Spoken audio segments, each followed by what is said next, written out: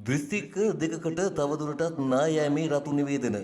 ජාතික ගොඩනැගිලි පර්යේෂණ සංවිධානය විසින් මහනුවර සහ නුවරඑළිය දිස්ත්‍රික්කවල ප්‍රදේශ කිහිපයකට නිකුත් කර තිබූ නා යාම් අනතුරු ඇඟවීමේ රතු නිවේදන තවදුරටත් දීර්ඝ කර තිබෙනවා. ඒ අනුව මහනුවර දිස්ත්‍රික්කයේ දොළුව, උඩුදුම්බර, මිනිපේ සහ මැතදුම්බර යන ප්‍රාදේශීය ලේකම් කොට්ටාස වෙත නා යාම් රතු නිවේදන නිකුත් කර ඇති බව සඳහන් කරනවා. නුවරඑළිය දිස්ත්‍රික්කයේ මතුරට නිලදඬ හින්න වල්පනේ සහ අඟුරංගිත යන ප්‍රාදේශීය ලේකම් කොට්ටාස වලටද නා යාම් අනතුරු ඇඟවීමේ රතු නිවේදන නිකුත් කර ඇති බව ජාතික ගොඩනැගිලි පර්යේෂණ සංවිධානය වැඩිදුරටත් සඳහන් කර සිටිනවා. අනතුරු ඇඟවීමේ මට්ටම් දෙක අවධානයෙන් සිටිය යුතු කලාප